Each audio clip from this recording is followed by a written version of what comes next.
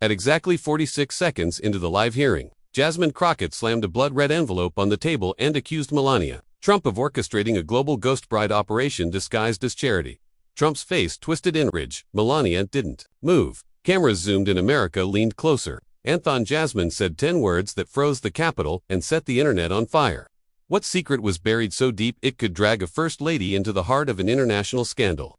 The red light on the cameras blinked like sirens in a storm. One by one, they came alive. CNN, C-SPAN, Fox, NBC, the whole damn country had its eyes glued to the Capitol, and not a single person knew what was about to hit them. This wasn't a hearing. It was a fuse, and Jasmine Crockett was holding the match. She didn't shift in her seat, didn't clear her throat. Her hands rested perfectly still beside a single envelope, thick crimson and pulsing like a vein on the table. She leaned in, looked straight down the barrel of America's living rooms, and said it with ice in her voice. I'm naming names, live no filters, no edits, no hiding. Somewhere, a producer dropped their coffee. Phones started vibrating in studios. Twitter lit up because Jasmine Crockett hadn't come to ask questions. She'd come to break silence, and she was going to do it in front of 300 million people. The room looked like a courtroom dressed for war. Oak-paneled walls, microphones like loaded pistols, and seated in the back row like shadows stitched into real-life were Melania and Donald Trump. She wore slate gray, not a wrinkle out of place. He sat stone-faced, jaw tight like a coiled spring. But Jasmine didn't look away. She locked eyes with Melania and Lykia Hunter, eyeing something cold and expensive. The chair recognizes Representative Jasmine Crockett. That was the cue. Jasmine stood slowly with that stillness. Only someone carrying live ammunition could manage. Her voice dropped half a tone, sharp and shaking. What I'm about to reveal has been verified, cross-checked, and signed off by federal authorities. This is not speculation. This is fact. She tapped the red envelope once, not to open it, not yet, just to let the sound echo like a heartbeat through a quiet morgue. On March 14, 2017, she said a charity gala was held at Trump International Hotel, hosted by Melania Trump, promoted as a fundraiser for refugee women from Eastern Europe. She paused, let the silence wrap around her. 5 of the women photographed at that gala no longer exist. At least not according to any U.S. immigration database. No entries, no exits, no deaths, no trails. A breath caught somewhere in the room. Reporters leaned forward like wolves sensing blood. They were on the invitations, on the stage, on the Theaterity website. And now Jasmine raised her eyes slowly. They're gone, like ghosts, like they were never meant to stay. The envelope still sat there unopened, but it might as well have been a grenade with the pin halfway out. Melania blinked once. Donna shifted arms, crossing tighter. Jasmine glanced at the screen beside her. 3 minutes 18 seconds into the broadcast. Just 3 minutes, and America's pulse was already skipping. What's inside this envelope? She said, fingers brushing the edge, is not a theory. It's not a headline. It's proof that someone in this room may be sitting right behind me. Help a Dorchestrate, a lie dressed in designer gowns. She let that hang in the air like a blade above the table. Then calm and cold, she leaned into the mic again. And if you think I'm done, you haven't seen what's next. She didn't rush. Jasmine knew the timing. The new theocountry was already leaning in. And now, every pair of eyes from Manhattan to Mississippi was locked on that single crimson envelope. She picked it up like it was fragile, like it might bleed. And in some ways, it already had. The contents of this file were provided by a former federal immigration officer, under whistleblower protection, she said, holding the envelope just high enough for the cameras to catch every shimmer off red. It contains photographic evidence, official visa scans, and internal Homeland Security memos. Some of which were deliberately scrubbed from digital record after 2018. Gasps didn't echo in rooms like these. They rippled, silent but heavy, shifting air. Tightening shoulders, turning questions. Jasmine broke the seal. The tearing of paper sounded louder, than microphones. And then she held up the first photo, projected instantly onto the hearing room's massive screen, and beamed out across every American home in full HD. A glossy image, Trump International Hotel, Washington, D.C., March 2017. A gala dripping in golden and there at the center, surrounded by 11 women in matching silver gowns, was Melania Trump, smiling, toasting, framed like royalty. Jasmine's voice was razor sharp.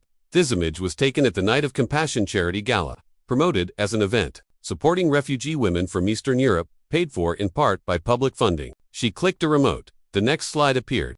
Same photo, but no, with 5 faces circled in red. These 5 women, she pointed one by one, have no recorded entries through U.S. Customs, no work permits, no asylum status, no student visas, nothing. Tough government, they were never here. To history, they were decorative. Melania's expressions didn't change, but her right hand twitched. Donald Trump muttered something to her inaudible. but the microphone caught the hiss of his breath. Jasmine didn't blink. According to this ICE memo, she said, lifting apron-ted scan, an internal flag was raised the following week, questioning the sudden appearance and disappearance of 5 foreign nationals linked to a classified event hosted by the First Lady. She read directly from the page. Recommend immediate inquiry. Potential misuse of diplomatic cover for temporary brides. High visibility. Risk of exposure deemed politically untenable. Order suppressed. Cameras zoomed, phone slid up. A CNN anchor whispered into her earpiece. Did she just say temporary? Brides. Jasmine placed the memo flat on the desk, then held up a stack of laminated cards. We submitted thesonyms to the Department of Homeland Security, the State Department, and Interpol. None of them matched existing traffic logs. 3 of these women have no digital fingerprint anywhere in the world. It's like they were erased. Shephouse looked at the committee, but she wasn't speaking to them anymore. She was speaking to the people watching. When women become photo ops and then disappear without a trace, we don't call that charity. We call that trafficking. The room was dead quiet. Somewhere, a journalist dropped his pen. Melania still hadn't spoken, but her stillness had changed. It was heavier now, like something under the surface had cracked, but refused to spill. Jasmine slid the phenol sheet into view. One more photo. This time it was the gala stage after the guests had cleared out.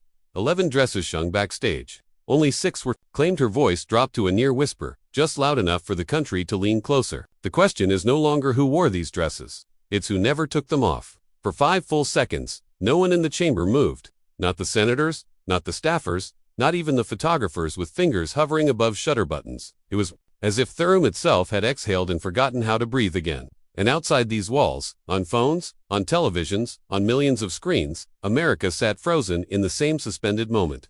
Then the explosion came not from the room, but from the world watching it. Twitter detonated with hashtags #GhostBrittyMelania Files, Red Envelope. News anchors interrupted broadcasts. Mid-sentence TikTok clips of Jasmine holding the red envelope looped into virality, and one sentence cut through it all, replayed in captions, tweets, whispers. 5 women entered a First Lady spotlight and never came out the other side. Inside the hearing, Jasmine stood, as still as a blade. Her gaze didn't waver. Her voice didn't rise, but every word landed like a gavel. Melania Trump is not just a fashion icon. She said, her tone cools, surgical. She is a living conduit, a breathing artery between luxury galas and invisible women trafficked under the banner of compassion. Behind her, the screen flickered to another image, one from inside the gala's private lounge. 11 silver dresses lined the wall like trophies, but 5 were still on their hangers, untouched, waiting. Melania blinked for the first time in minutes. Trump leaned toward her, whispered something, but this time the cameras ignored him.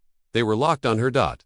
The nation was too, because in the face of accusation, not a single muscle on Melania's face moved, and somehow, that silence screamed louder than any denial. Jasmine stepped back from the table, just slightly, letting the weight of her words settle across the room, like fog. Reporters scribbled furiously. Committee members shifted in their chairs, suddenly aware that they weren't just overseeing a hearing, they were standing inside history. One that was being written in real time, live-streamed to every zip code. Aides ran in and out, off chambers like veins feeding a heart under cardiac arrest. Press teams huddled in the back like field surgeons trained to control internal bleeding. But Jasmine didn't look at them. She looked into the lens, the main one, the one piped into every household. And she spoke not like a politician, but like someone who had seen the inside of a locked room and chosen to bring the key. If this is what charity looks like from the top, she said, voice like ice anglais, then imagine what horror looks like at the bottom. She let the room choke on that. Then she turned slowly toward the D's where Melania still sat. The world has always watched women like her with admiration, Jasmine said, her voice dropping to something close to thunder. But today, the world is watching for something else. Truth. Then she picked up the envelope again. This time, not as evidence, but as warning. When the woman standing next to the president holds the key to disappearing lives, how much longer can the First Lady stay silent? The lights in the hearing room dimmed slightly as the screen behind Jasmine flickered to life. The image that filled it wasn't evidence or classified documents. It was a memory rehearsed and curated to perfection. The 2017 gala at Trump International Hotel burst onto the screen like a perfume. It soaked in money. Chandeliers blazed, music's world waiters in white gloves glided between crystal glasses and 5-figure gowns. And at the center of it all stood Melania Trump, smiling flawless, untouchable. She was dressed in gold that night.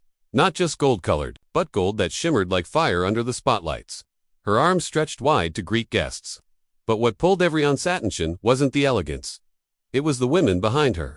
11 of them, young, silent, dressed identically in silver. They didn't mingle, they didn't drink, and they didn't speak. They simply followed. Jasmine let the clip roll for a few more seconds before freezing from. On screen, Melania raising her champagne glass. Behind her, a woman glancing sideways. Lips parted like she was about to say something, but didn't. That still image hovered in the room like a ghost. Then Jasmine pressed play again. A few seconds later, two security guards, black suits, earpieces approached the women and began quietly escorting them out one by one. No hand gestures, no resistance, just disappearance, masked in politeness. The video cut silence. Then Jasmine spoke. This footage was broadcast live in 2017, but what no one even thought to question was where those women went once the cameras turned away. She turned toward the witness chair. A man in his 40s shoulder square uniform, clean but unbuttoned at the collar. His name, Platerate Caleb Rowan, former security operations Trump Intel Hotel. He looked like a man who'd carried too many secrets and was finally ready to let one go. When did you begin noticing their restrictions on their movement? Jasmine asked. Caleb cleared his throat. His voice cracked slightly. That night, Hested, we were told not to let any of the women speak to press, not to let them leave without an escort. No cell phones, no names. Who gave that order? He hesitated just long enough for the room to tense, then answered. It came down from the First Lady's office through her